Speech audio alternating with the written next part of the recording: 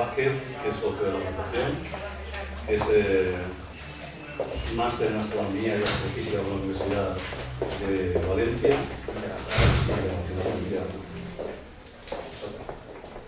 Y precisamente la conferencia trata sobre el trabajo de investigación fin de máster, la datación histórica y astronomía de la astronomía de Guadalajara. Él tiene una empresa que se dedica a la divulgación de la astronomía a través de la que es patrocinador de astronomía en las dos últimas ediciones. Educación. Pues, muchas gracias. Vamos a comenzar la charla. Vamos a ver, primero quiero advertir que es un trabajo inconcluso. No estaba completamente terminado, porque cuando te guías a investigar sobre el tema que sea, pues eso se va alargando, se alarga, incluso un tope. Tenía que entregarlo en noviembre del año pasado y ya estaría, ¿no? Pero vamos, por lo menos un resultado conseguido, que luego al final veréis. Entonces, bueno, pues aquí tenemos lo que es pues la faz y el dorso del astrolabio. Me comentaba algún compañero aquí al entrar que son muy bonitos, pero que no se entiende lo que hay ahí, ¿no? Parece que hay un montón de rayitas, un montón de cositas así, encima está en árabe, por lo cual se complica muchísimo más. Pero es bastante sencillo. En realidad un astrolabio es un planisferio, pero al revés. En el planisferio tú tienes pues, las estrellas abajo y el horizonte arriba, y giras el horizonte para saber las estrellas que están en cada momento. Si tienes un buen horizonte puedes saber el orto solar y un montón de cosas, ¿no? Y el astrolabio, al contrario, tiene el horizonte debajo, que es esto que se llama lámina, luego lo iremos viendo. Y tiene aquí pues, los Almud-Cantarats y los círculos de azimut, pues, para saber la altura y el azimut de los astros, ¿no? Entonces vas girando según la hora que sea y te saca pues igual las estrellas que hay en ese momento del cielo. Que son las que están por encima de esta línea. Pero bueno, tiene una cosa que sí que no contemplan los planisferios celestes que usamos nosotros hoy en día, y es la lidada. Este es un instrumento que sirve para medir alturas. Se coloca en vertical y el astrónomo, o astrólogo muchas veces, medía la altura del astro a través de las pílulas, que hay unas ranuras, a través de un agujerito, y en la escala graduada pues acaba los grados. También sirve para medir la altura del Sol, pero bueno, todo eso lo iremos viendo después. Es una pequeña introducción. Entonces, cuando me encontré el astrolabio yo estaba buscando conocer los nombres de las estrellas de un astrolabio que hay en el MUNCIC, el Museo Nacional de Ciencia y Tecnología, que está en Galicia. Si alguno no lo conoce, pues una visita muy recomendable y todavía gratuita. Y bueno, pues había allí un astrolabio que creo que era del siglo XVI y era árabe, y yo quería saber las estrellas que tenía. Una me sonaba que podía ser Régulo, otra pues a lo mejor que decía esta podía ser Sirio, esta a lo mejor es Vega, pero... Y eso decir que no estaban identificadas. No, de hecho, una cosa muy curiosa sobre los astrolabios es que no están estudiados ni la mitad. Aquí hay objetos para tesis doctorales para muchas personas que se quieran dedicar a ello. Y esto que he hecho yo podría considerarse como principio de una tesis, incluso porque he llegado a contradecir la catalogación oficial del astrolabio, que está en internet y una serie de cosas, y he descubierto cosas nuevas, o sea que y he estado menos de un año con ellos. O sea que, bueno, en realidad hay muchísimos astrolabios que no tienen las estrellas identificadas, y bueno, buscando por internet para ver astrolabios árabes con estrellas identificadas, para ver si reconocía los fideitos estos que hacen, ¿no? Pues me encontré este que pone Guadalajara y yo no me lo puedo creer, un astrolabio de Guadalajara. Yo que me crié en Alcalá de Henares y que he observado siempre en los cielos de Guadalajara, pues me pareció maravilloso. Y qué rabia que no tenía los nombres de las estrellas. Y ya lo guardé en una carpeta en el ordenador, y luego con 2 o 3 años después pues hice el máster, lo acabé y me encontré con que tenía que hacer un trabajo fin de máster, y los trabajos que hacían los profesores estaban todos chulísimos, pero yo quería hacer esto y me aceptó Juan Fabregat. Juan Fabregat, que es el del libro este de Astronomía Teórica y Práctica, el curso este, que es un librito azul que tiene como 20 años, pues ese es el catedrático de Astronomía de Valencia. Y bueno, pues el astrolabio lo tuve ahí en una carpetita y por fin me aceptaron el trabajo, y nada, pues aquí está los resultados. Bueno, cuando cogí el astrolabio, pues yo quería primero saber lo que ponía. Sobre todo quería saber el nombre de las estrellas, porque lo que me picaba. Yo veía la araña, que es donde están todos estos punteros, ¿no? Y yo quería saber qué estrellas eran, no podía. Yo quería saberlo, tenía muchísima curiosidad, y empecé a investigar un poco. Intenté leer alguna, pero no había manera. Intenté superponer mapas de estrellas con esto, pero la proyección tampoco me salía bien, porque cogía el GUIDE, que es el programa que uso yo, el GUIDE 8.0, y sacaba una proyección estereográfica de los astrolabios, intentaba superponerlo, pero nunca conseguía centrarlo en el polo norte del este, y siempre me estoy un poco desviando. Entonces algunas estrellas parece que van encajando, otras no. Me parecía muy raro, pero bueno. Y luego buscando bibliografía, buscando, me he traído todas las fotocopias que he hecho para llegar a esto. Pues buscando, poco a poco, pues fui dándome cuenta de cómo se estudia realmente un astrolabio, porque yo al principio pensaba, pues esto de estudiar el astrolabio está ocupado. Me cojo el punto Aries y por el valor de la precesión, luego hablaré de ella para los que sean más nuevos, por el valor de la precesión pues saco la fecha en la que está hecho, pero no es tan sencillo. Porque el valor de la precesión se podría utilizar siempre y cuando los astrolabistas observaran ellos mismos el cielo y a partir de ahí hicieran la raya, pero no es así. Fui descubriendo pues, que los astrolabistas usaban tablas de estrellas, si eran árabes pues se llaman fijes, con J, fijes, o no sé cómo decirlo, y ahí pues venían una serie de estrellas, a veces venían 27, otra vez venían 80, otra vez venían 30, otra no sé cuánto, y pues de ahí cogían la tabla que ellos querían, y si eran buenos, le añadían el valor de la precesión, que en esa época ellos consideraban que podía haber transcurrido o cambiado desde que se hizo la tabla hasta que ellos la cogieron en cierto astrolabio. Y entonces, pues, leyendo la bibliografía me di cuenta de que tenía que leer las estrellas, tenía que leer los nombres de las estrellas, no hay otra forma. Y en eso me enfrasqué. Entonces, bueno, pues para entender un poquito mejor el astrolabio, que no tenía en mis manos, porque está como digo, está en internet, en el Museo de Ciencia de Oxford, en Historia de la Ciencia de Oxford, como lo he dicho, pues me puse una serie de objetivos. Entonces, bueno, pues quise saber cómo era la ciencia de los astrolabios en el siglo XI. Tuve que buscar bibliografía específica, me ayudó muchísimo en el MUNCID, en la biblioteca, y a partir de ahí me pusieron en contacto con otra biblioteca, del CSIC, la propia del Museo de Oxford, y alguna más, y fui cogiendo bibliografía y poco a poco aprendiendo, ¿no? Y quería saber también los usos del astrolabio, ¿no? Pues todos queremos, como astrónomo aficionado, pues quieres saber cómo se usa un aparato de esto, ¿no? Un instrumento de esto. Luego vino la identificación de la lista de estrellas, lista, no tabla, porque el astrolabio tiene una lista, que el que lo construye busca una tabla. Cuando haces el estudio del astrolabio sacas la lista de las estrellas que tiene, y cuando estás investigando los datos que él tuvo buscas la tabla, es diferente. Identificar la tabla, fundamental, y luego pues la datación por criterios históricos y astronómicos, que es la última parte. Y bueno, pues he conseguido casi todo, no todo, pero me lo encontré casualmente, como decía. Bien, esto es por lo que ya más o menos os he dicho. El punto de partida es la catalogación del instrumento que hizo Madison, pues en el año 1957, que fue cuando Bill Mayer o sus herederos, supongo, lo vendieron. Normalmente dicen presentar, yo no sé si lo compraron en subasta o lo donaron, seguramente fue en subasta. Y cuando lo presentaron al museo, supongo que tuvo lo de más grande, pues este señor hizo una catalogación que es la base de mi investigación, de mi estudio. Y bueno, pues gracias a ello puedo saber qué cosas ponen en algunos sitios, porque yo no sé árabe. Y detrás está indicado, pues hay una firma, pues construido habilidosamente por Salinas Sabán en la ciudad de Guadalajara, que Dios la proteja, en el año 474 de la Égida, que equivale a esto.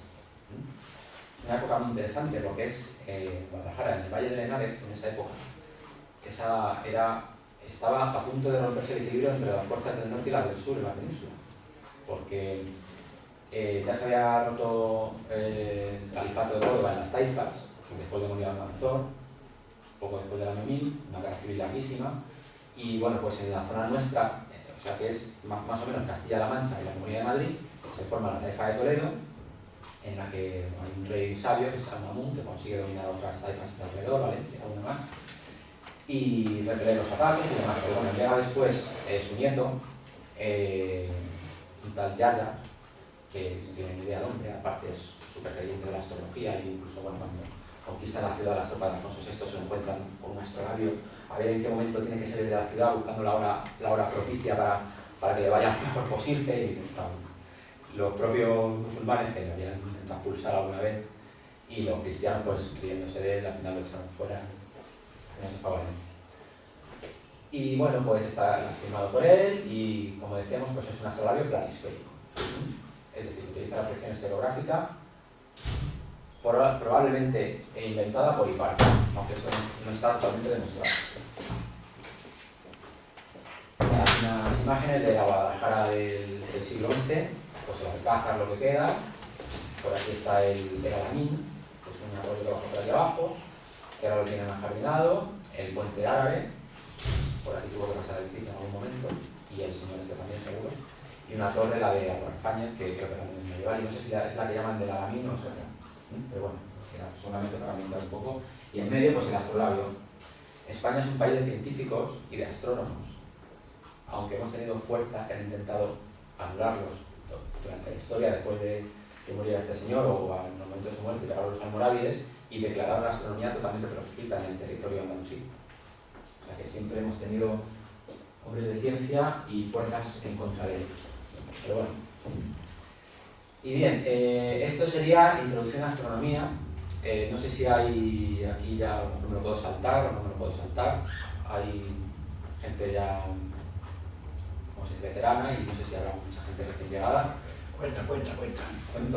Bueno. Bueno, pues la esfera celeste. El movimiento diurno es uniforme, las estrellas hacen círculos paralelos, es una cosa muy predecible y bueno, pues la astronomía históricamente ha sido fruto de este fenómeno que es el de la rotación de la Tierra. En tiempos pues decían la rotación de las esferas alrededor nuestro, que éramos el centro del universo. Y todo esto que ya sabéis que bueno, pues está totalmente denostado, aunque alguno todavía por internet te encuentras que duda que la Tierra esté girando, que los hay muchos. Pero sí hay, sí. Entonces, bueno, pues el movimiento diurno, bien, conceptos importantes, aparte del movimiento diurno, la latitud geográfica y la latitud astronómica, prácticamente coinciden. Ahora es mucho más complicado porque tenemos otras formas de calcular la latitud. Sabemos que la Tierra pues, no es una esfera, sino que es una elipse o incluso, peor aún, un geoide, que es una cosa más deformada. Y bueno, pues podemos asimilar la latitud geográfica a la latitud astronómica. ¿Y cuál es la latitud? Pues mira, nosotros estamos aquí, ¿no? Entonces la vertical, que es la marca de la plomada, pues te señala el cenit. Y entonces tienes lo que es la distancia que hay entre el polo norte celeste y el horizonte, es la latitud, que también es la distancia que hay entre el cenit y el ecuador celeste en el cielo. Entonces, a partir de ahí asimilas la latitud geográfica y la latitud astronómica y ya pues tienes uno de los primeros datos o conceptos necesarios para esto. Bueno, sí, con latitud, pero vamos. No, la latitud es esta. La latitud es 90 menos la latitud. Pero bueno, no quería yo liarme mucho mejor porque después ya hablando de ello. Y bueno, importante pues lo que vemos aquí, la esfera de las estrellas fijas, todo dando vueltas alrededor de la Tierra, el Sol moviéndose en el zodiaco, etcétera, etcétera, ¿no? Antiguamente no solían utilizar las coordenadas nuestras ecuatoriales, o gramográficas, o como las queramos llamar, coordenadas absolutas. No las usaban, ellos eran más dados a utilizar coordenadas eclípticas. ¿Por qué? Pues porque ellos estudiaban principalmente el movimiento de los planetas, muchas veces por desgracia con fines astrológicos, y entonces, aunque al estudiar el astrolabio voy a utilizar coordenadas ecuatoriales, pero voy a tener que usar al final las eclípticas, que son las que vienen luego en las tablas de estrellas, ¿no? Se diferencian de las altazimutales, pues que estas no cambian. Las coordenadas altazimutales son por la altura y el azimut, que es el ángulo con respecto al sur del horizonte, medido en un sentido o en otro, puede ser este o este, y luego según las fuentes, pues a veces se encuentran que miden desde el norte, otros desde el sur, sentido estrógeno, levógiro, en fin, pero vamos, básicamente, azimut es el ángulo que hay pues, en el horizonte hacia la vertical del astro, y la altura pues es la distancia que hay en grados desde la posición, desde el centro del astro pues hasta el horizonte. Y entonces aquí surge lo que es la precesión. Luego de esto de la mediación lo voy a decir después, ¿vale? La precesión pues es un cambio que tenemos en la orientación en el espacio del eje de rotación de la Tierra. Porque la Tierra no es una esfera, sino que es casi una elipse. Pues ¿qué ocurre? Que la Luna, el Sol y el resto de planetas tiran de... La Tierra tiene una inclinación de 23,5 grados y tiene un achatamiento en el ecuador. Entonces ¿qué ocurre? Que la Luna tira y como no puede, tira para enderezar lo que sería el eje de rotación, pero no puede porque la Tierra está girando. Entonces ocurre este movimiento que se llama de precesión, en un ciclo de 25.800 años, pues nos cambia, nos da una vuelta completa a lo que sería el eje de rotación de la Tierra. Y eso es importantísimo dentro de los astrolabios. Y ya Hiparco descubrió la precesión de los equinoccios. Hiparco, observando a simple vista con su ballestilla, fue capaz de medir la precesión de los equinoccios con un valor, me parece que dio 30 segundos, luego lo voy a consultar para decirlo exacto porque es asombroso lo que consiguió este señor. Y tuvo que ser gracias a otro astrónomo anterior, Caldeo, cuyo nombre no he conseguido encontrar, pero a lo mejor algunos de vosotros conocéis bibliografía de buscarlo, que fue el que estableció la posición de algunas estrellas, entre ellas Spica, de la constelación de Virgo. Pero eso lo voy a hablar después.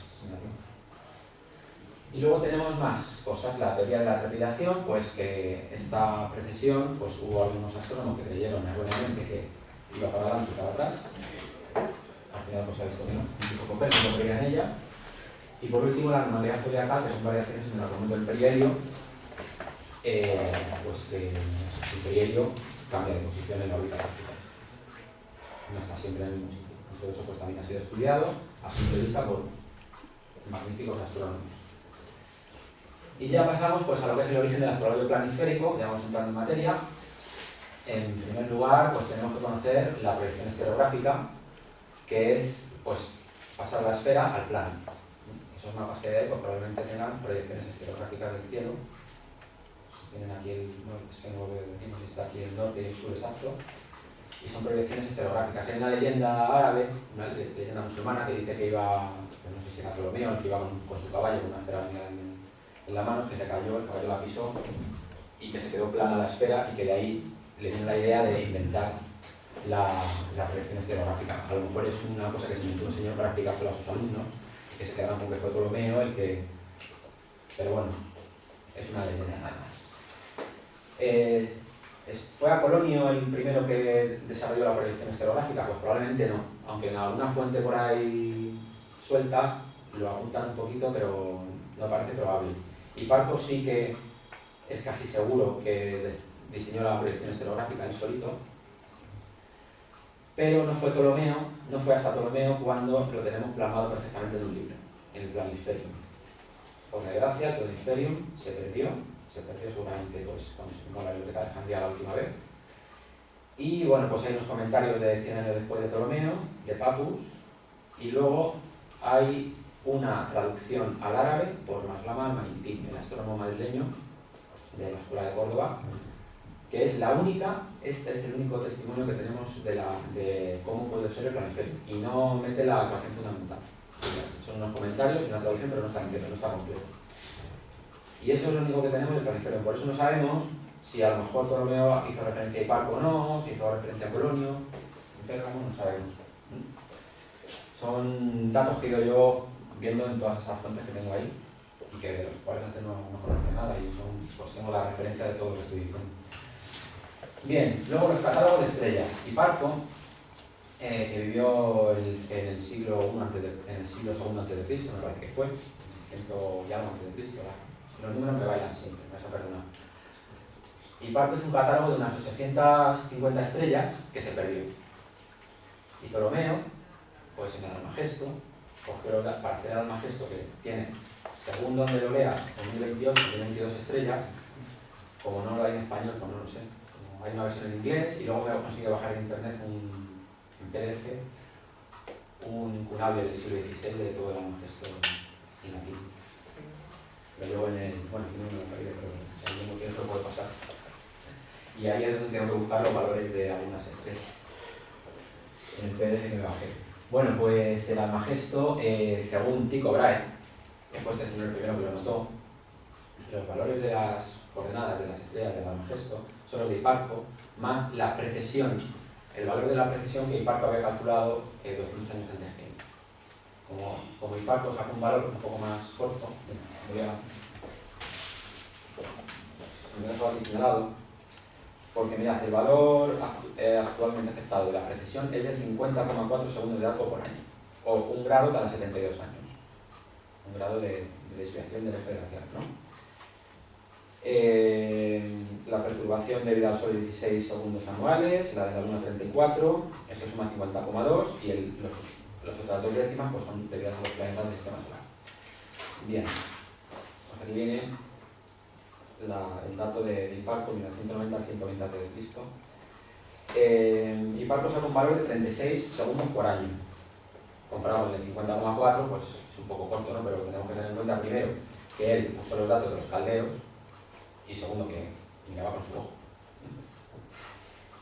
Bien, pues mirad, podemos decir que las observaciones de Hiparco fueron extraordinarias, ya que su medición de la longitud de la estrella Spica, de Alfa de la Virgen, 174 grados, 14 minutos 30 segundos, fue empleado por Maleskine en 1802 para deducir la variación de longitud de la estrella Spica, ¿no? Y Maleskine sacó que en ese momento era 201 grados 4 minutos 41 segundos, por restando sacó que había variado 26 grados 57 minutos 11 segundos en menos de 2000 años, y dividiendo por el número de años transcurridos sacó 49,94 a partir del valor que pasó, cuando el bono hemos dicho que son 50,4, o sea que salió casi tal.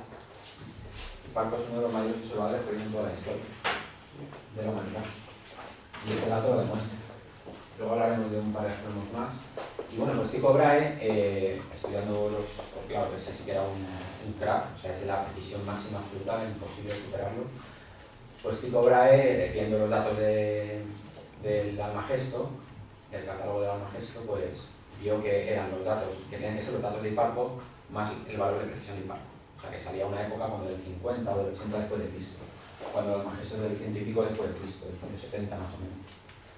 O sea que esto ya partimos del hecho de que los datos en los que se basaron todas las tablas de estrellas de los árabes tenían el error de que partían del Almagesto que ya estaba mal. Por eso digo que como no observaban ellos, los astrolabistas, ni dibujaban las arañas según sus propias observaciones, pues no podemos hacer el estudio más que basándonos en las tablas que ellos habían consultado. Y luego, bueno, pues, ¿quién construyó el primer astrolabio? Pues a lo mejor este sí. Teón de Alejandría, el padre de Hipatia. En cualquier caso, hay una carta de Sinesio, que es Sinesio Cirene, que es alumno de ambos, discípulo de ambos, en una carta, que se conserva la carta, en la que dice que ha construido un instrumento de plata y por su descripción podría haber sido un astrolabio. He visto en la bibliografía que alguien por ahí, no sé dónde, lo ha construido en la partida. Vamos a ver. Y después los primeros tratados conocidos, pues el primero es este. Este es el primer tratado conocido de Juan Filopono, que es del 500 y algo. No se sabe la fecha exacta, y Severo Sebocto, pues 100 años después, este era Sirio.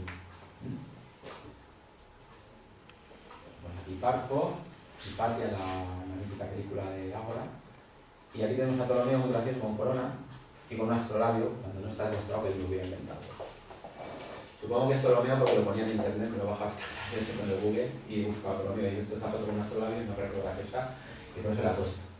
Pero estas son representaciones artísticas de estos tres genios de la astronomía. Y ya nos vamos pues a la astronomía islámica. Hasta el siglo VIII pues eran, bueno, pues al principio del todo, antes de que llegara Mahoma y todo esto, pues estaban los bereber por su Arabia Saudí, con sus camellos, con sus rutas y demás. Y ellos pues tenían sus leyendas, eso fue cuando empezaron a inventar los nombres que ahora conocemos, inventaron sus propios asterismos, algunos han sobrevivido, otros no. Y bueno, pues llegó el Islam y al principio pues estaban aislados, pero poco a poco se fue expandiendo el Islam por todo Oriente y fue absorbiendo culturas, contacto con la cultura india, con la cultura persa y con la cultura griega. Pero hasta que no llega el Almagesto, hasta que no se recibe en sucesivas ocasiones, hay varias traducciones de más o menos del siglo VIII, pues no empiezan a tomarse la astronomía en serio porque según he leído las fuentes son muy confusas, está mezclada la astronomía con la astrología todo el rato y no se puede sacar materia de estudio ahí. el primer musulmán o árabe que hizo un astrolabio pues pudo ser este señor.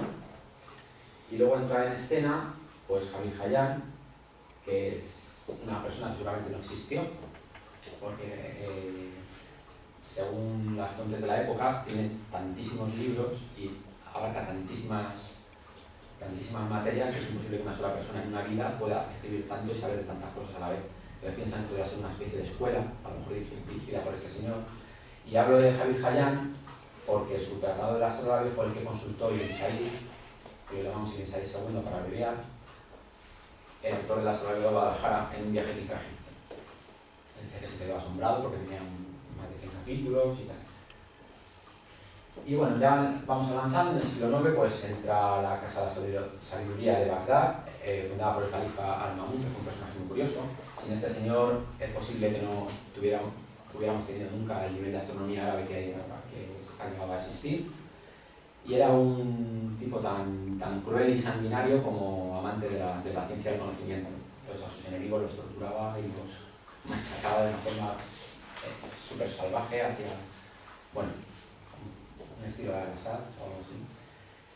Y al mismo tiempo fundó la Casa de la Sabiduría en Bagdad, donde pues, acudieron los mayores sabios, al Istilo, Al-Farabi me parece que también. Y bueno, pues pongo a Ran porque era donde, según los testimonios de la época, es donde se construía la mayoría de los astrolabios. Pero todavía no tenemos el astrolabio más antiguo. El astrolabio más antiguo creo recordar que era del siglo X, no puedo mirar la fecha exacta. Quiero decir que se conserve, no que se haya construido. Y bueno, en Al-Ándalus, pues ya al siglo IX empieza a llegar al Almagesto y las obras de Al-Khwarizmi, el Dinasti, vamos. Pasamos al siglo X, ya tenemos la Escuela de Córdoba fundada y Maslama pues hace lo que hemos dicho antes, la traducción del Planisperium, que gracias a él se tradujo después al latín y fue la copia que circuló por toda Europa del Planisperium, que sirvió luego para hacer un montón de astrolabios, mucho tiempo después. Una puntualización quería hacer sobre Maslama, porque en algún caso yo creo entender que se ha llamado Al-Maghribi, con G. Aquí alguien tiene una charla, me parece, no la vi, por desgracia, porque no me puedo ver casi nunca. Y es que ocurre una cosa con las transcripciones árabes que me he dado cuenta yo. Como he tenido que trabajar con libros franceses, alemanes, ingleses, españoles, pues veo que según el país te transcriben los caracteres árabes con una letra o con otra. Entonces, lo que sería que sale así en los libros de estos idiomas, que es como la Y, nosotros lo podríamos poner con una Y, los ingleses lo ponen con una J y los alemanes lo ponen con una G con un piquito así encima. Entonces a lo mejor de ahí vienen muchas confusiones y decir que Madrid, por ejemplo, era Madrid, cuando se llama por decir Madrid. Porque la G los árabes no la tenían, por lo menos no encuentro la tuvieron. Y Maslama pues, fue un científico, pero de primera categoría, en muchísimas ramas y fue un astrónomo muy bueno y un gran matemático. Y fue él el que pues, destapó lo que es, o desató la corriente astronómica de Al-Ándalus. Todos sus discípulos se repartieron por toda España, por toda la península, el territorio árabe, musulmán, y en parte debido al problema de las taifas. Porque claro, sabéis que Córdoba, cuando murió Almanzor, hubo una guerra civil hasta el año 1009 y hubo un montón de golpes de estado y los propios cordobeses saquearon Medina Zahara y bueno, fue un desastre enorme, todos los astrónomos huyeron y unos se establecieron en Denia, otros en Toledo, otros en Almería, otros fueron viviendo todos y eso permitió una diáspora de astrónomos que luego hizo que se pudiera conservar más tiempo la astronomía andalusí. Y bueno, pues ya voy a aburrir un poco ya con temas históricos. La morada del saber en Egipto se fundó en el siglo XI y bueno, he dicho antes que Ibn Said II visitó Egipto para aprender matemáticas, concretamente, y supongo que estuvo en la morada del saber esta que había en Egipto, que también se destruyó. Y bueno, pues ya nos centramos en Al-Ándalus, la Escuela de Toledo, importantísima. Hay astrolabios preciosos por todo el mundo, en todos los museos de todos los países, hechos en Toledo, que aquí pues no volveremos a ver nunca. como extrañaría, dado el poco apego que tenemos al patrimonio aquí en España. Azarquiel fue también genial, un astrónomo genial, porque de él he señalado el valor que sacó de la variación esta del argumento del perihelio. A ver, ¿dónde está Azarquiel? Debe estar por aquí, porque sacó un valor impresionante también, él solito.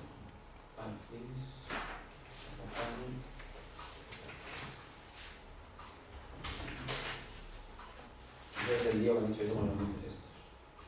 A ver, mira. La suma preferente al movimiento del Sol es una obra de Azarquiel, pero que se perdió. Sacó un valor del movimiento del apogeo solar, o sea, el movimiento del perihelio, en un valor de 12 segundos, 0,04 por año, cuando el valor resultado de la actualidad es de 11,8. El señor que observaba con sus propios ojos, y de los poquitos que se tiene sospechas que él, cuando hacía los astrolabios, los hacía mirando al cielo y luego proclamaban a los poquitos. No he visto nunca un astrolabio de Azarquiel, así que no puedo. A lo mejor hay testimonios en el libro, pero no sé si se conserva alguno. Y bueno, pues este es el que es Academia, y este es el famoso de la Azacea. Bueno, o sea, inventó lo que es una lámina universal, fue el cambio de astrolabio planiférico a otro tipo de astrolabio, llevó una lámina universal. Lo llamaban Sacacilla y luego Azarquiel lo perfeccionó y se llamó Azacea Azarchelis a partir de entonces. Y este es otro señor que escribió una historia de la ciencia, que también tenía familia, me parece que en Almería o en Málaga, y bueno, pues también de la Escuela de Toledo.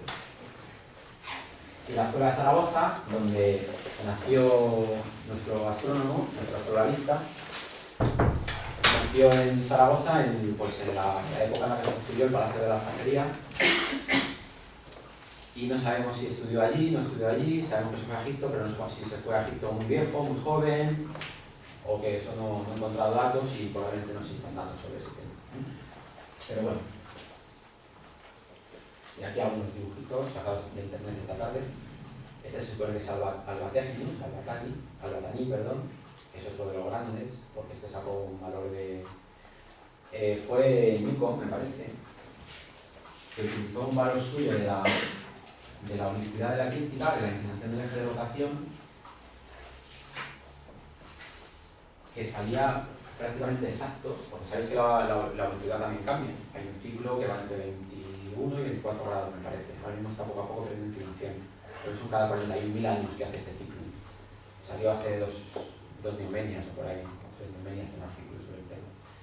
Y este señor Albatenius, pues calculó la oblicuidad de su momento, y Newton calculó desde el año 1900 calculó la oblicuidad del momento del Albatani y le salió, vamos, igual, con décimas de segundo grado. Impresionante. Este es Alfragenius, en latín, el nombre latinizado, y es el autor del primer y más antiguo tratado astrolabio que se conserva. Este es Al-Khwarizmi, que los matemáticos conocen muy bien, y este es Azarquiel, pues con su Azacea Azarchelis aquí. Bueno, pues ya vamos con el astrolabio de Guadalajara. Este es el nombre completo del señor. Los nombres de los árabes, por lo menos entonces, ahora no sé si seguirá siendo lo mismo, son un poco como el del Señor de los Anillos, porque es Aragorn, hijo de Aragorn, heredero de Isildur, no sé qué, no sé cuántos, que su padre, no sé qué.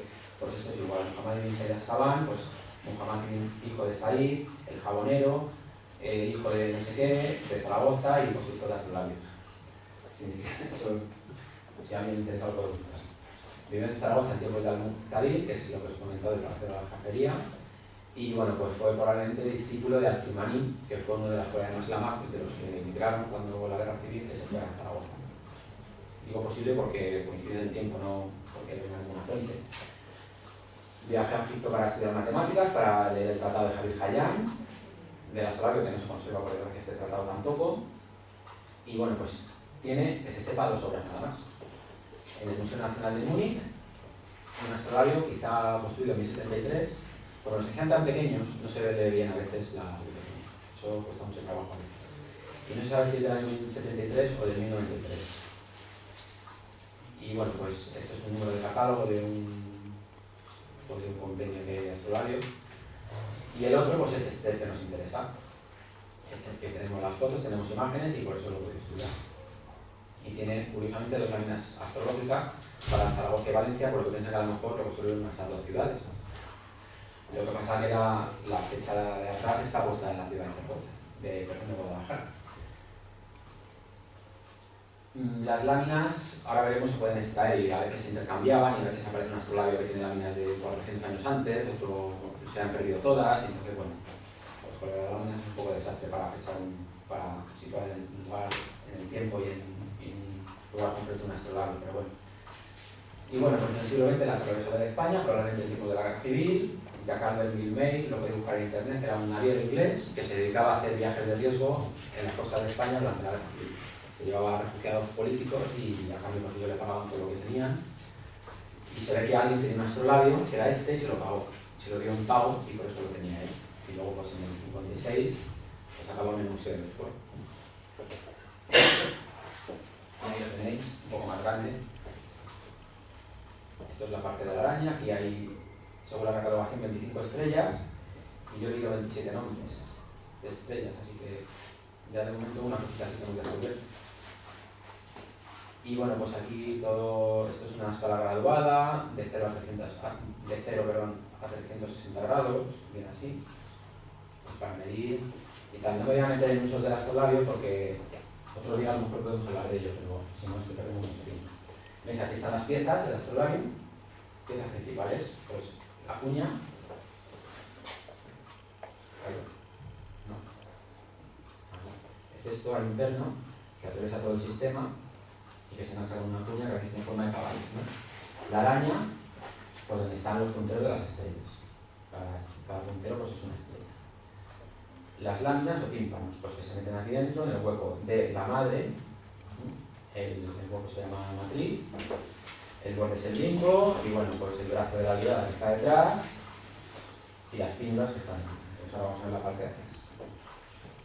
Esto sí que se entiende menos, ¿no? Si lo de delante era complicado.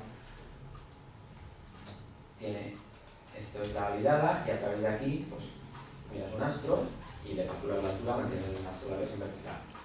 Voy a ver si cambio de imagen.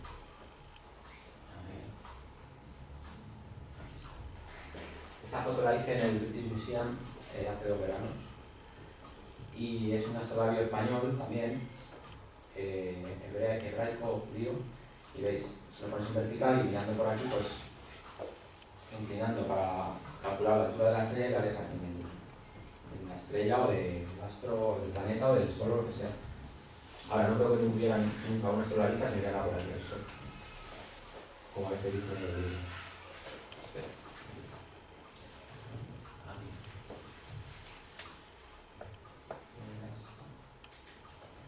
Bueno, pues continuamos. Aquí hay una serie de tablas, estas son tablas trigonométricas, estas de firma. Me pone lo de construir la ciudad de Zaragoza, en el de Guadalajara. Y esto yo no lo he cifrado, evidentemente, porque si no.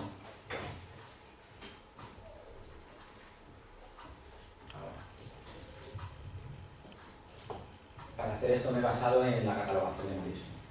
Entonces, bueno, pues 2 escalas graduadas, de 0 a 360 grados aquí fuera, y aquí va de 0 a de 30 en 30 grados me parece. Estas son las casas, las mansiones lunares, que son 28, posiciones de la luna en el zodiaco, pues están también, son para astrólogos, no nos importa mucho. Los 12 signos del zodiaco, el punto Aries está aquí hay un calendario copto o siriaco, y está el 15 de marzo el equinoccio de primavera, que es como solían ponerlo en esa época. La firma del autor es esto azulito claro, y estos son tablas trigonométricas, y estos son también, todo lo que son numeraciones o temas matemáticos lo he puesto en rojo, ¿vale? La firma está en azul claro, y estos son los meses del calendario, supongo, porque hay 12, o sea que el calendario corto, y nada, y esto pues es un cuadrado de sombra, que sirve pues para que una vez, aquí estaría la ligada, ¿vale? En esta foto está aquí la ligada. Tú coges un gnomon y lo divides en 12 partes. En 12 partes son 7, es lo que solían hacer. Entonces mides la sombra en función de cuántas partes iguales mide la sombra con respecto al gnomon, ¿no? Entonces poniendo la ligada por ejemplo, si son 2, pues lo pones aquí y lo transforma en grados automáticamente. En grados esa es como lo que la tiene. Y bueno, pues esto es del 2 del escenario. Y esto también es muy importante, muy interesante. No he conseguido hacerlo bien porque como son fotos muy buenas, se pueden ampliar muchísimo, pero tienen algún tipo de deformación o en la lente o en la perspectiva que no han hecho justo en el centro. Y entonces resulta que para sacar la fecha, pues tienes aquí lo que es, bueno, aquí tienes el calendario, ¿no? Y aquí tenemos una escala de 0 a 360 grados, así, ¿no? Entonces, según la fecha, tú coges la unidad y dices, por ejemplo, el 1 de marzo, o el 15 de marzo, vale, que está aquí.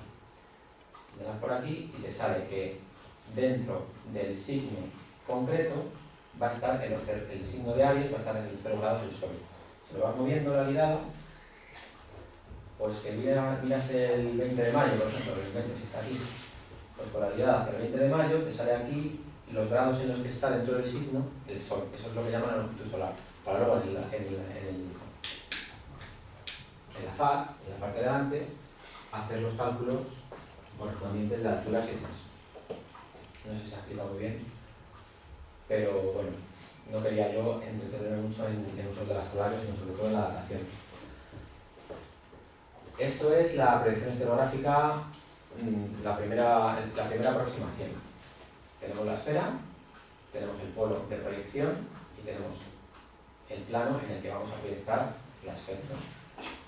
Cogemos el plano ecuatorial, y esto es la continuación del plano ecuatorial, y si esta estrella queremos saber su posición en el plano, pues vamos desde el polo subceleste de proyección, y donde corta con el ecuador, ahí es su posición en el plano.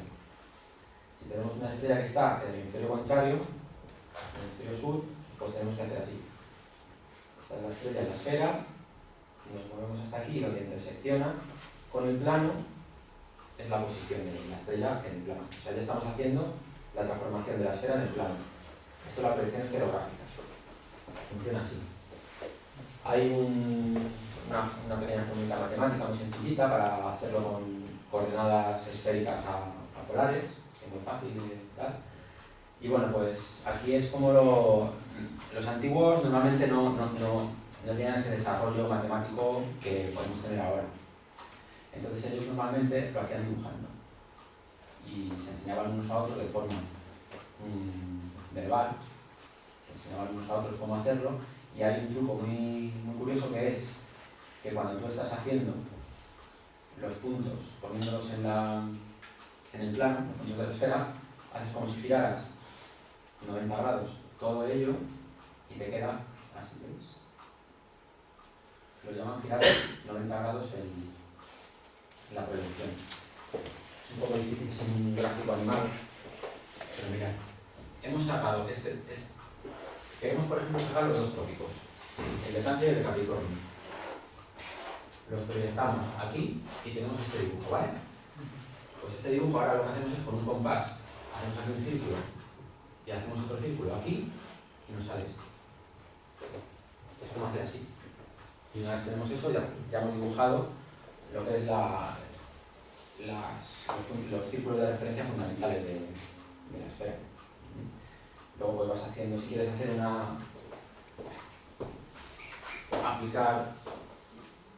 dibujar un plano, por ejemplo, que está inclinado, pues aquí estás aplicando el ángulo, por ejemplo, este es el ecuador, ¿vale? Bueno, perdón, esto es la eclíptica. La eclíptica está aquí, este es el ecuador. Pues haces aquí un angulito de 23 grados y medio, luego haces otra vez las proyecciones para saber dónde va a estar y dibujas todo esto. Y ya tienes dibujada la eclíptica en el plano. Y esto es otra cosa más muy interesante, pero que aquí no se ve porque se ve muy pixelado. Y es para dividir en los signos del zodiaco el círculo zodiacal. Porque hay planisferios por ahí circulando, antiguos además, y que están en museos, que están mal, porque ponen y dividen esto en 12 partes iguales. Y es que la proyección estereográfica es conforme, porque todos los círculos son siempre círculos, pero los ángulos no se mantienen. Y entonces tienes que hacer una cosa rarísima, que tienes que dibujar el polo norte de la eclíptica y luego trazas rayos desde el polo norte de la eclíptica hasta el ecuador, cada 30 grados, ¿vale? Y luego los puntos donde intersecciona con la eclíptica, los unos con el polo norte celeste, y te salen la división de los 12 signos zodiacales. Que no he puesto la diapositiva final por no complicar mucho, pero lo que tienes es una cosa así. Si veis pasar, tiene que salir eso. Hay signos que ocupan 27 grados y signos que ocupan 31 con algo, me parece, ¿no? Es el dato puntual. Pero bueno, estos son temas que bueno, se podría estar mucho tiempo con ello, pero también nos distraen de lo que buscamos, que es tratar el astrolabio.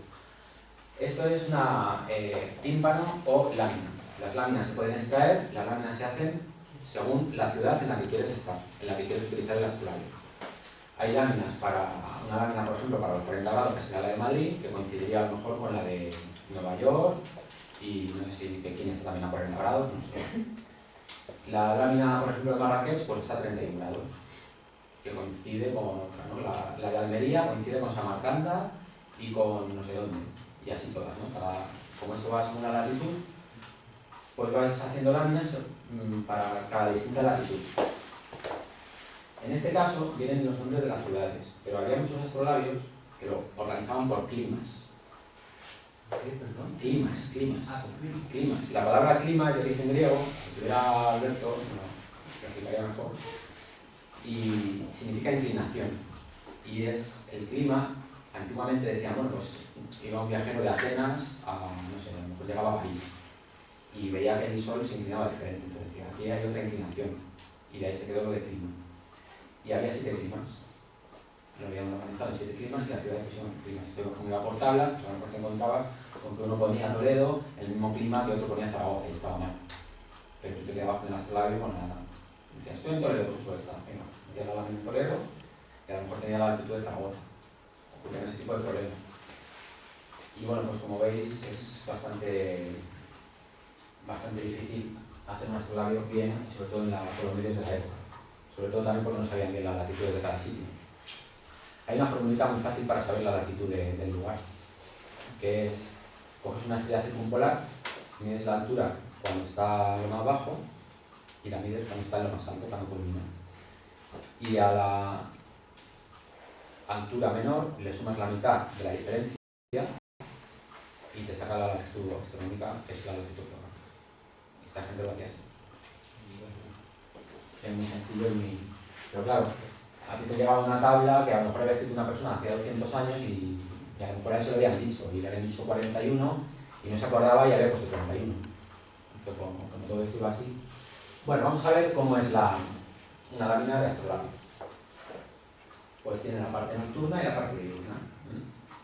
Y todo estos puntitos verdes los he puesto yo pues, para explicar qué son las horas desiguales. Como la duración del día es distinta a lo largo del año, pues entonces ¿qué ocurre? Que si tú divides en 12 partes iguales cada día, las horas de un día son distintas de las horas de otro. Eso es lo que se llama horas desiguales o planetarias. ¿Veis? Dividimos el trópico de... este es el mar norte, este es el de Cáncer, el Ecuador y el trópico de Capricornio en 12 partes, hacemos unas líneas curvas que las unan y sacan las horas desiguales. Llamadas horas desiguales. Me interesaban mucho más las horas desiguales antiguamente por temas religiosos, porque las horas del día iban más por que las horas de rezo, o la hora a la que nadie puede salir a la calle, por ejemplo, después del crepúsculo astronómico, creo que en Corán puede salir a la calle, me parece, me ha parecido ver por ahí. Pues bueno, pues todo iba por estas horas desiguales que eran mucho más importantes que las equinocciales, que son las que usamos nosotros, que eran las iguales. Es muy fácil pasar con una astrolabia de la equinoccial a la desigual, porque aquí tienes 360 grados, lo divides entre 12 y ya te van sacando las horas. Bien. Y ya vamos a lo mejor. Esto es lo que publiqué en el Nomenia de Aceros, en el 39. Vamos a tratar el astrolabio por fin. Hemos intentado meternos un poco en la mentalidad de un astrónomo del siglo XI, hemos intentado ver con qué medios y con qué técnica hacían los astrolabios en aquella época, y ahora vamos sabiendo todas estas cosas, vamos a ver si somos capaces de calibrar la araña, a ver si está bien calibrada, a ver si los datos están correctos. Entonces, bueno, primero, repito, vamos a identificar la lista de estrellas, es decir, las estrellas que hay en la araña, con nombres y apellidos y coordenadas. Segundo, vamos a determinar las coordenadas eclípticas de estas estrellas, porque como hemos dicho antes, los antiguos iban más con coordenadas eclípticas que con coordenadas ecuatoriales, porque ellos miraban más a la eclíptica que en ningún otro sitio, mucho más que nosotros. Y entonces primero tendremos que sacar el radio del ecuador del sistema, o sea, para sacar la escala, luego sacaremos las coordenadas ecuatoriales y después convertiremos las ecuatoriales a eclípticas. Y por último, aunque lo voy a haber hecho antes, pero bueno, localizaremos la tabla de estrellas, a ver si somos capaces de saber qué fuente consultó el Isaí II para hacer la astrolabio. Y ya veréis cómo sí. Esta es la araña. Entonces, el reto es leer ahí el nombre de las estrellas. Voy a ver si puedo ampliar. Porque mira, aquí hay una que es súper fácil de leer, si estamos un poquito... Esta no es fácil. Esta es de las primeras que lees. Esta también. ¿Dónde está? Esta. Vale, no sé muy bien, voy a ver si puedo ampliar.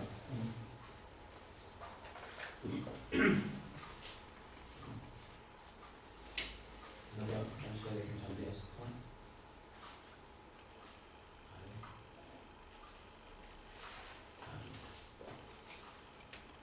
Hay algunas que no ni las entiendo, pero mira, esto es una Q, esto es una L, esto es una B, ALA, otra Q, una R, una B, Cal Alacrán, el corazón del camello, o del escorpión. Eso es lo que pone ahí. Y vais a ver cómo se puede girar esto, si no.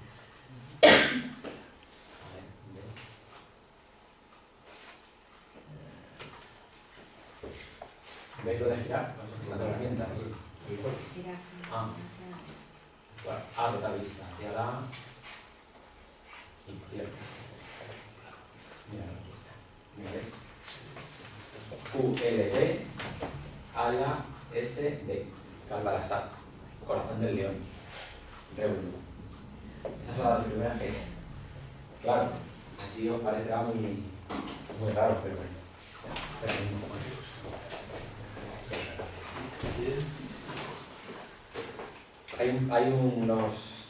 Los científicos que hay aquí, algunos, saben que los artículos se escriben con látex, o en látex, con la distribución que sea, y hay una que es ArabText que te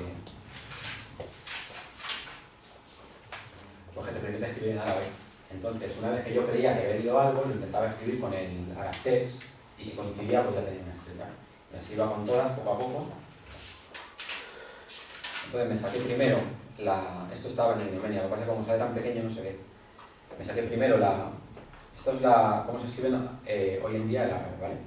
Esto es de hace 1000 años, casi 1000, entonces es un poco diferente. Y me hice una tabla con cada letrita, como se suponía que la había escrito el Isaí.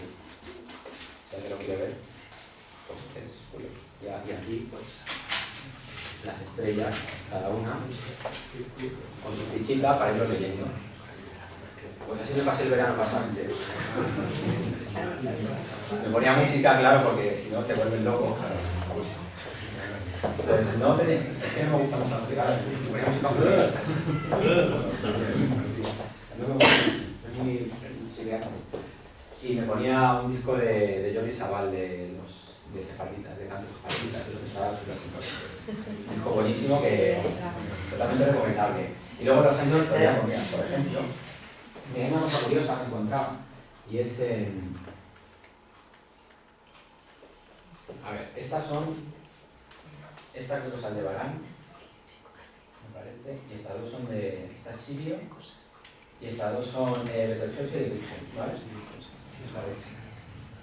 Entonces, si esto, este circulito es, si esto es, me parece que esto era Mankey, al Geusa. Geuse es Géminis. Betelgeuse creo que viene de Géminis, Geuse. Vas encontrando así cosas curiosas. O sea, y luego esta era... es que no... Aquí es donde está el completo, aquí es que está abreviado. Ahí vendrá el nombre. ¿Cómo se llama? Es la 5, ¿no? La estrella 5.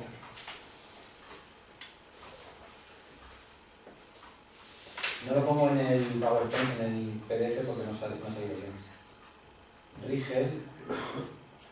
Sí, pero no, ahí vendrá el nombre, bueno, estará en luego lo vemos. Y así pues muchas. Luego aquí las de Cetus se ven muy bien. Vamos a ver. Lista.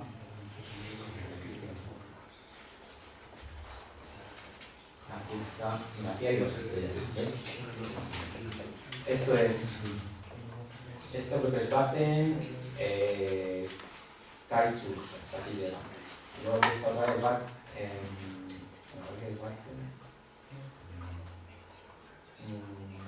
aquí pone no, esta no es, perdón. Esto es una I, esto es de Capricornio, o sea, el Jedi, no sé qué. ¿Ves? Así. No, tenía que repasarlo, porque es que con el año pasado no me acuerdo bien. Pero aquí hay dos estrellas de Cetus y aquí a una le falta un puntero. En la catalogación dice 25, pues está la 26 en esta. Y luego la otra que falta, en la catalogación, yo no sé si lo ha hecho, si lo que ha hecho es referirse al número de punteros más que el número de estrellas, porque aquí hay otra más, que podría ser la 27. No lo sé, pero bueno.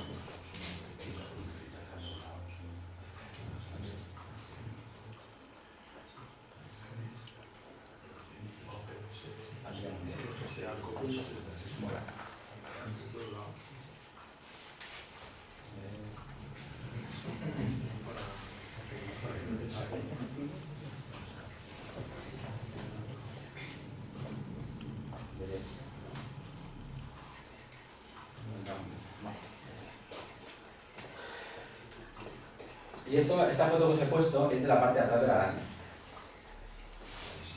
No he explicado que esto es el círculo zodiacal, que esto es el trópico de Capricornio y que esto es el Ecuador.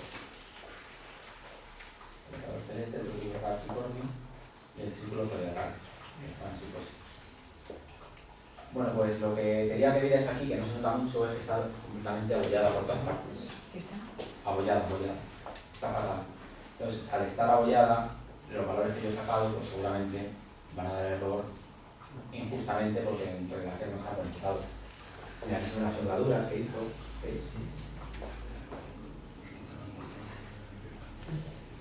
Aquí está la clave esta que saqué para las estrellas y aquí el trabajo final con el arantés. No se lee muy bien, pero bueno, si a alguien le interesa, pues se lo puedo pasar.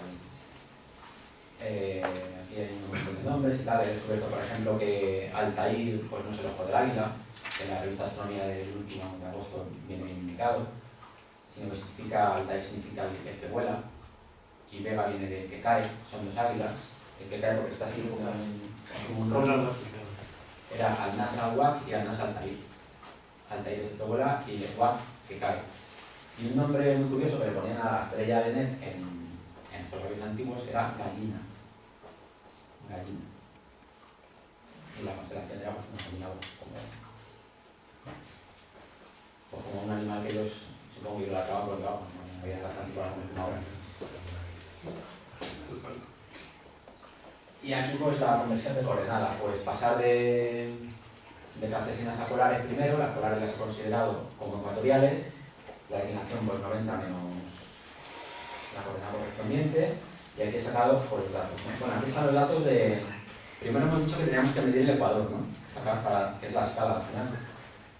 Y eso pues son las láminas que estaban bien fotografiadas, sabiendo que estaban mal, precisamente las astrológicas que no las he usado. Y que no sé si están y no las he usado al final, creo que es esto. Y bueno, pues sacas una media y demás, y bueno, pues se nota que sale una elipse, no sale un círculo. Eso es porque tiene una cierta perspectiva, pero bueno, he cogido la media de los ecuadores y luego pues he sacado la tensión recta de la declinación de todas las estrellas. Y después, con una matemática un poquito más complejilla, así, esto lo he sacado de un artículo que está referenciado, pues he calculado la longitud eclíptica y la latitud de todas las estrellas. Y después lo he puesto por signos, porque antiguamente el cielo se dividía así con más de constelaciones. Hacía sus 12 bajos, entonces tenía la longitud dentro del signo, pues beta Persei pues está en Tauro 16 grados 14, dentro de la estrella. ¿Y cómo he hecho esto? Pues a mano. Lo intenté, hay una de las páginas por ahí que hay unas cuentas hechas así a mano con una calculadora, pero no lo he olvidado, entonces lo hice con una hoja de cálculo, que casi me muero con esto también, porque no estoy acostumbrado a esto. Y entonces primero, aquí abajo tengo el cálculo del ecuador, va todo interrelacionado. Aquí abajo está el ecuador, ¿vale? Aquí saco el ecuador. Entonces el valor del ecuador lo utilizo aquí para la conexión a polares, de las que saco las ecuatoriales, ¿no? Y después pues lo paso a eclíptica, que aquí lo tengo. Entonces puse una serie de valores de control, pues los cero, que me tenían que dar 0,90 grados para saber si estaba haciendo bien la fórmula. Y ha salido bien, creo. Luego he medido, no todas, pero algunas he medido con transportador de ángulos y me ha salido lo que era, así que yo creo que está bien. De hecho, aprovecho. Pusieron buena nota. Todo lo que no se lo ha leído. Porque me he estado estudiando estos días y he encontrado correcciones. Bueno, y aquí ya tenemos, por fin, pues cuando buscamos la tabla de estrellas de la astrolabia, que eso se hace con un libro que está en alemán, tampoco sé alemán, que creo que es... no sé dónde está. No sé.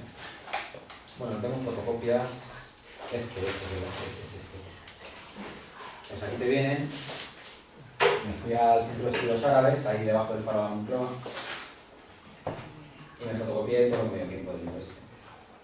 Muy finito, pero bueno, es el libro en el que hay que buscar las tablas de estrellas, están aquí todas. Y resulta que tiene por lo menos 20 de la tabla de estrellas tipo 3, de Kunitz. Esto se llama Paul Kunitz, que es el verdadero experto en nombres de estrellas árabes. Tiene un libro que está en inglés, que está en Amazon, que es de los nombres árabes de las estrellas.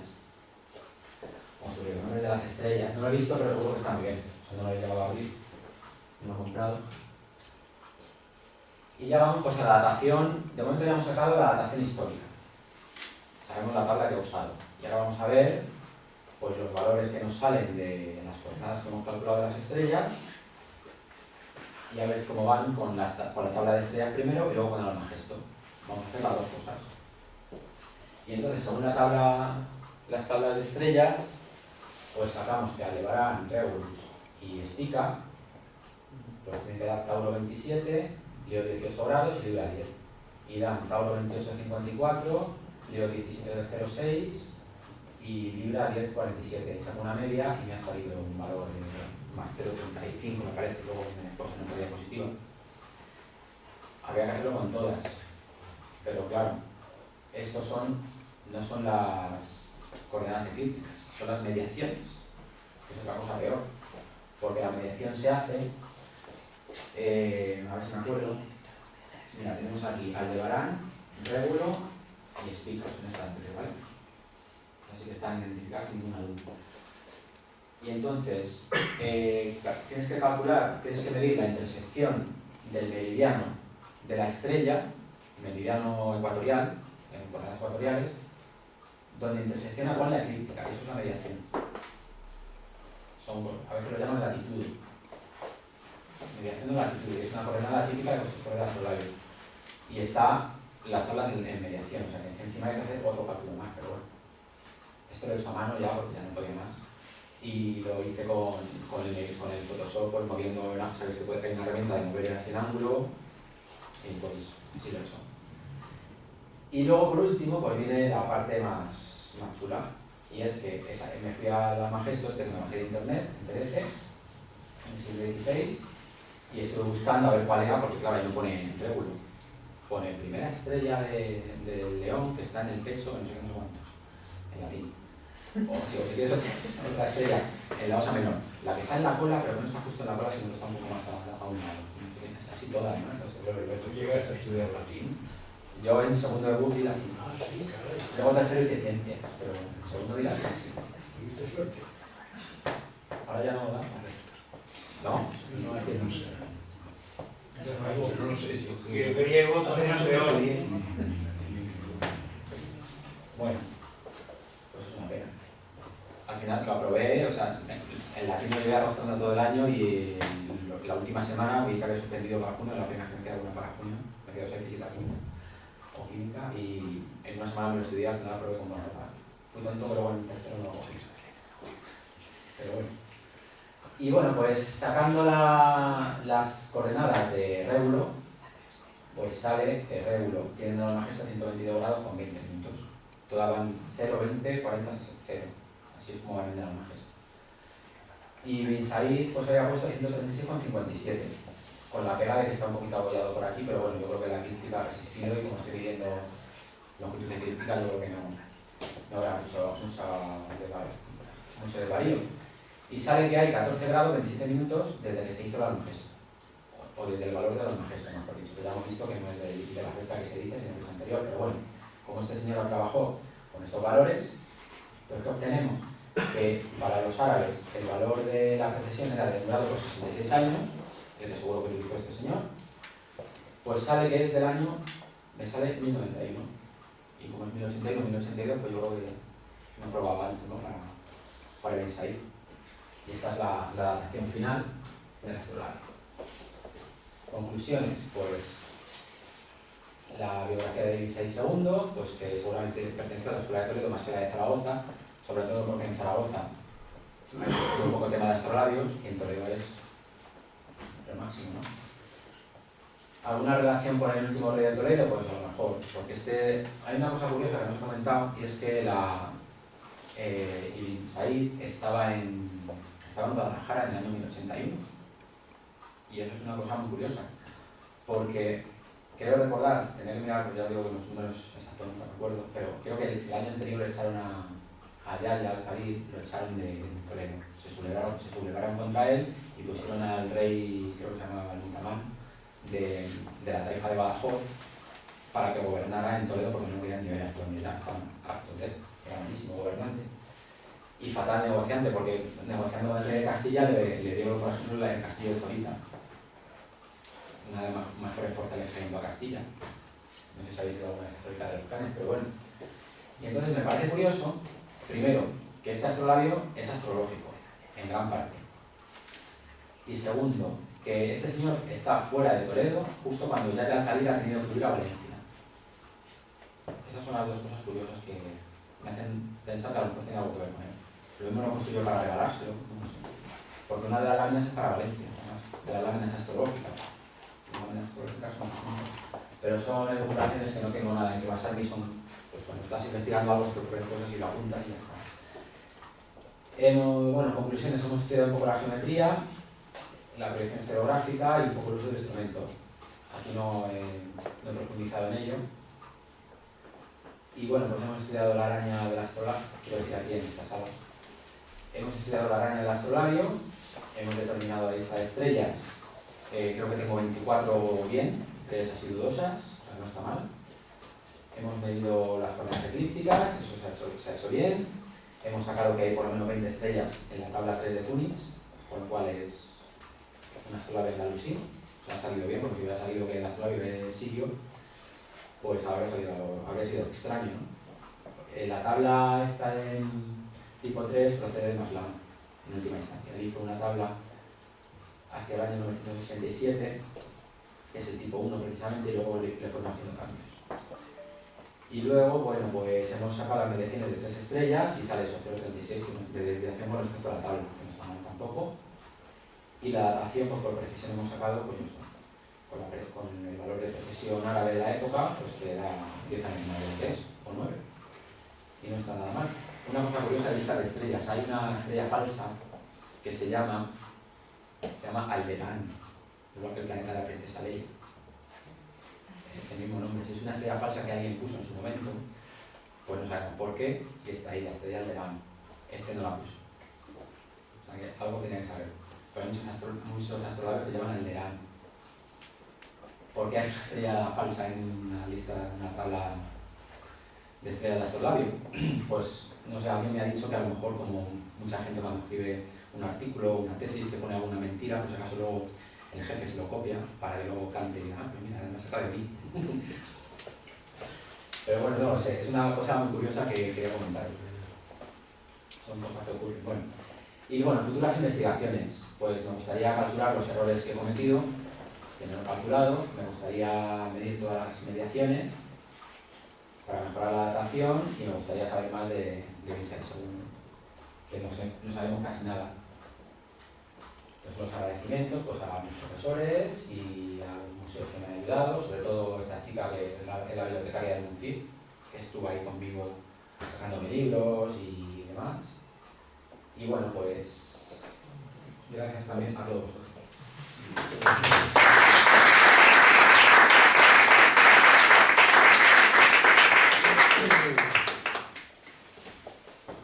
¿Ha sido un poco rollo o no?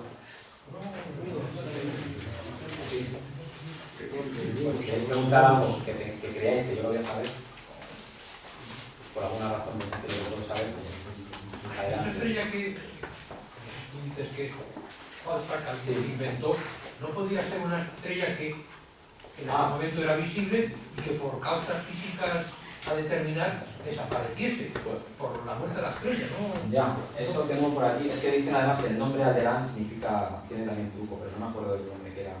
Si lo encuentro luego lo pongo en el foro. Pero ya también por el nombre da pie a pensar que no era una estrella, que estaba ahí de trampa. Es un nombre muy raro. Alderaan significaba algo, que no recuerdo qué era. Pero vamos, lo tengo fotocopiado. Viene por aquí. Pero sí es verdad que se llama Alderaan. Así que yo no sé si George Lucas es un gran comunicador, lo mismo también está documentado. Voy a ver si encuentro esto. Si quieres preguntarme algo más mientras lo busco.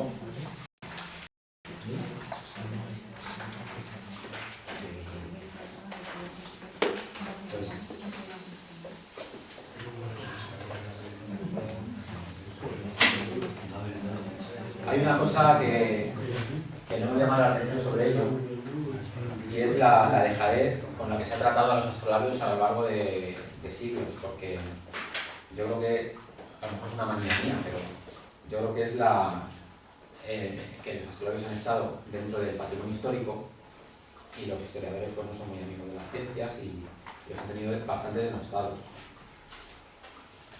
A lo mejor es una apreciación injusta por mi parte, pero yo creo que muchos historiadores los han tratado como juguetes o que no sirven para nada o que nunca los han utilizado. Y no sé si será por eso. Y hasta que no han llegado expertos como Kunitz, como King, como Sansó en España y otros muchos, pues no se han empezado a estudiar correctamente. Y ha sido una pena porque por eso hay tanto desconocimiento de esto. Y quería enseñaros esto, que se me va a olvidar. Esto es una réplica de 5 que se hicieron del astrolabio llamado carolingio. Este astrolabio, esta es la copia, este astrolabio está en el Instituto del Mundo Árabe de París, que lo estuve viendo el mes pasado, fui a verlo. Y la copia está bastante bien, lo que pasa es que el otro es como dorado y este es como de color así cobrizo, ¿no? Si lo queréis ver, está en el Museo de Ciencia y Tecnología, en Delicias, la réplica. Este astrolabio puede ser el más antiguo de Europa Occidental, porque hasta ahora se tenía, pues por un astrolabio se pensaba que era francés, porque como está allí lo donó o vendió un tal de Stombes, ese es el apellido. Pero Julio Sansó, que es un catedrático de la Universidad de Barcelona, es un historiador fabuloso que además es de astronomía, pues ha estado intentando catalogarlo y creo que es en la propia Barcelona, pasó por una iglesia un día y vio que en una de las puertas de la iglesia tenía unas inscripciones iguales que las del astrolabio. Y entonces lo ha datado en la época de la iglesia esta de Barcelona, en el siglo X. piensan que si buscáis un poco en bibliografía os va a sonar todo esto. Que este astrolabio está comprado a un árabe, pues como en plan. Y que se lo llevaron a Barcelona y allí uno pues lo grabó y se lo llevaron. Los árabes no ocultaban su ciencia, de hecho incluso había intercambio verbal y explicaban a la gente que iba allí cómo se hacían las cosas y demás. Y había una migración de sabios de Europa a Sicilia y a España para conocer los secretos de los astrolabios. Y este es el astrolabio más antiguo del mundo cristiano. Una réplica que podéis ver en el Museo de Ciencia y Tecnología.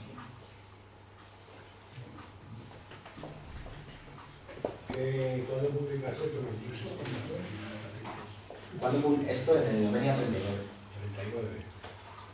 En la bibliografía me faltaron dos cosas. Me faltaron el manifiesto, que no me acuerdo de ponerlo, y esto, que no lo usé porque está en francés y no tengo ni idea, pero voy a empezar a leerme un poco, que yo creo que ahora mismo es el mejor libro de astrolabio que hay. Por si alguien se interesa por el tema y lo encuentra, porque está un poco difícil, pues lo puede buscar porque merece.